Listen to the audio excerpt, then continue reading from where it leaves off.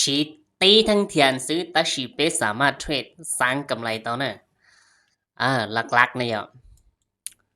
สำหรับว่าหลักการนะเจเป๊เอตีทั้งเทียนปลอกสมอง主要ทั้งเทียนปลอกสมองเป๊ตีว่าจุดไฮที่จุดโลเนี่ยทั้งเทียนปลอกสมองเนี่ยจุดสูงสุดที่จุดต่ำสุดเนี่ยทั้งเทียนปลอกสมองเนี่ยเป๊ตีเลยเนาะเป๊จ่อทั้งเทียนวันนี้รงเก้าเทียนหนึ่งเตะซึ่งมาเป๊ที่ลิโมกันเนาะเจหลักการนะเจหลังจากเป๊ตีตาแล้วนะเจเป๊เนี่ยเราจะทำเฟรมชี้นาทีแล้วชี้เป๊นาทีเนี่ยชี้ทำเฟรมเป๊นาทีก็ต้องเจว่าหลักการในการเทรดนะเจเป๊ใช้ย่อให้เตียเท่าที่ตลาดนั้นนึงสามารถไป break เนี่ยเราทั้งสองนี่อย่างเจมลีน้อยสามารถไปเคลียร์ liquidity แล้วชี้นึงไปเคลียร์โซนทั้งสองนะอันนี้จากก็รอในทะลุกรอบเนาะนะเจจะต้องเตะไปหาโซนในการเสี่ยงกี่ล้อพอยังให้เตียหนึ่งกี่ล้อจะหัวนอกหรือหนึ่งกี่ล้อนี่เนาะกี่ล้อนี่เนาะในทะลุแก่กรอบเนาะอันนี้จากก็รอในสามารถbreak แล้วชี้ในสามารถช็อตโซนเนาะนะเจเป้อยู่หาโซนในการใบเจไปโจลินเดอร์สนะตาชีมาย่อให้เตียหนึ่งมูอันนี้ชิลอเลยแน่เนี่ยสมมติหนึ่งมูชนยกตัวอย่างให้เตียนึกไปนะนึกไปเติร์ดนี่นอหลายนะเจ็ดสตัวเตียเป๊ะชิลเข้าเด้อนั่นนะอย่วิธีเขาเตียการเข้าเด้อเนี่ยตัวผู้แบบนอมาย่อเป๊ะเข้าเด้อเนี่ยเราโซนของเราเงินเก่าสิเราใช้ตัวจริงนะให้กราฟเนี่ยอย่าลิ้นจ้านะ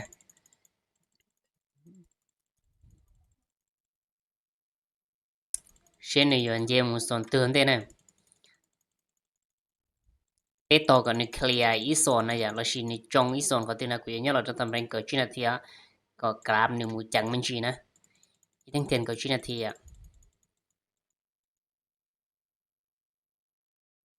โอเคเจจากเราโดยชินาทีเนี่ยเราทำเฟรมชินาทีนะเจสตอเตียกราฟนั่น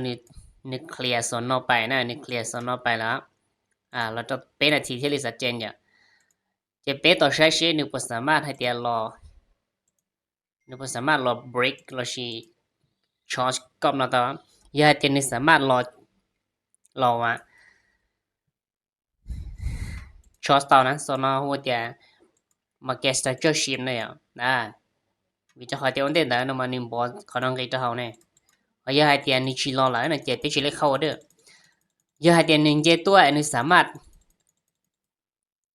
รถให้เตียทะลุโซนนอกชอนะเจอยู่หาเซตอัพในการซื้อเจไปชินาจิตทะลุนะอย่าเมื่อไหร่ยังไม่ติดจิตทะลุสัจเจนนะเมื่อไหร่ที่เตียติดจิตทะลุสัจเจนนะแม่ใ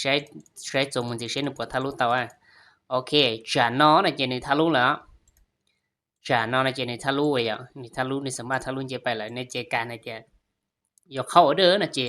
เป๊สามารถที่จะ average เลยสิเป๊สามารถเข้าเนี่ยเรายกตัวอย่างที่เราจะกดชินาทีเราจะกดชินาทีเราจะไปอัดกูอย่าปอดแทงเอาได้บล็อกเนี่ยเขาเนาะแต่ชีในทำเฟรมเป็นนาทีสินะอย่างในทำเฟรมเป็นนาทีนะเจเป๊สามารถเข้าเนี่ยเราส่วนเอาได้บล็อกแต่นอกเราเตาเราชีส่วนดีมานอกเราเตาเราชีส่วนเอาได้บล็อกเขาข้างเราเล่นเตาเอาได้บล็อกแล้วเรานะอย่างเรายิงเตาอย่างก่อนนะส่วนน้อยอยู่หัวเตียวเอาได้บล็อก SMB แต่ชีเป็นหมวกกันให้เตียวตกลงนะอย่างอีส่วนว่ากูพอตัวที่สำคัญจะเนี่ยส่วนนั้นนะยันแต่กูอยากเข้าออเดอร์เอาไหมกูอยากเข้าออเดอร์เอาไหมสิเลียแต่ไม่ที่อีจะอยากเข้าเนาะเพื่อไปที่ P เปอร์โชไฮเก้าไปที่ P เปอร์โชไฮเก้าเนาะSL เนี่ยเขาน้อยเขาไม่ที่อ๋ออยากเข้าเนี่ยจะเขาโซนเขาเนาะนะเพื่อไปที่ P เนี่ยเราที่โซนวิธีจะเข้าเอาไหมวิธีเขาเตียใช้ก็เลยนี่จ่าว่าอยู่ตกลงนะใช้ก็เลยนี่จ่าว่าอยู่ตกลงนะจะเที่ยวเข้าไหมช่วยได้จ่านี่จีเราจะเขาโซนซะเขานะเจ็ดกราฟนึกไปต่อยเชื่ออยู่แล้วออเดอร์ตื้อแล้วออเดอร์ทำอีกนะแล้วออเดอร์ไม่ทีอีเจเชื่อนึกปวดอังกฤษแล้วยังในจิตอังกฤษแล้วนะเจเสร็จแล้วเดี๋ยวไล่อีออเดอร์ซื้อแน่นอนเดี๋ยวจีพีอีเดี๋ยวไปอยู่จอเรา โซนน่ะเนาะน่ะ TPE น่ะเดี๋ยวไปอย่าจอดหายเนาะ TPO ไปอย่าจอดขอเนาะหายเนาะ TP ไปอย่าขอ手多跟高手那样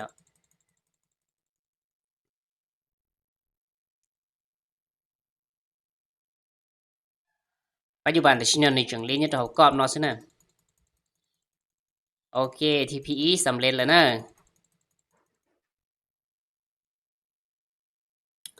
ต่อไปใช้ให้ TPO ปวดสามารถสำเร็จเตานะ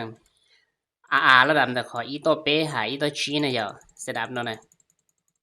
TPE สำเร็จเป๊สามารถมั่ว SL เจ้าละการเจ้าของน้องเตาที่ชี้นะวิจารณ์เตียจะเถาไปการ SL แล้วนะเจ็บเป๊ความเสี่ยงเท่าศูนย์แล้วไปการ SL เลยเจ็บเป๊ความเสี่ยงเท่าศูนย์เลยอย่าจากนั้นจะค่ารอเราเป๊จีคัดทุนแล้วมั่วให้ยุ่งยีลินเดออ่า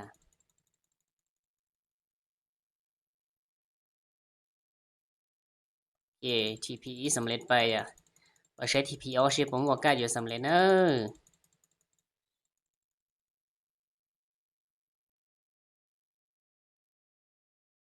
ระบบนี้ระบบว่าค่อนข้างให้เดียยุ่งยีแห่งในการนำไส้อย่างเที่ยวโอกาสขอผลยอดระดับเนี่ยขอ90%นะจากการกูแบ็กเทสลงมาเลยแต่ชินอหนึ่งชิ้นเจไปเช้านะอย่างนี้ชิ้นเจมูผู้เช้าเนี่ยถ้าก็รอหาออเดอร์นะแต่ชิมาเยอะเดี๋ยวไปกัน SL แล้วเนี่ยจะเป็นโอกาสให้เดียชื่อคัดเถื่อนนะ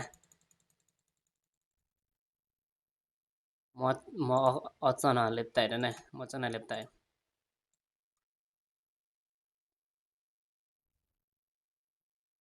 ใช่ใช่ออเดอร์ที่อ้อนะปล่อยไล่หับเนี่ยออเดอร์ที่อ้อเวลกูจอระชอบการเนี่ย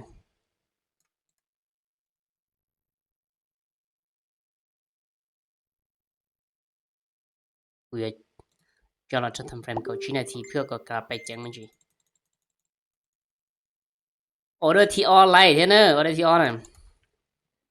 แต่ตัวเดียวออเดอร์ที่อ้อกว่าใบลิมิตเนี่ยตัวชาเขาเนี่ยกูเต่านะอย่าอย่าแต่ชิน้องนะเจกราฟเนี่ยกูจะไปถือไอเดียทีพีสุดชัวออเดอร์นะทีพีสุดชัวแผ่นนะอย่าทีพีสุดชัวว่า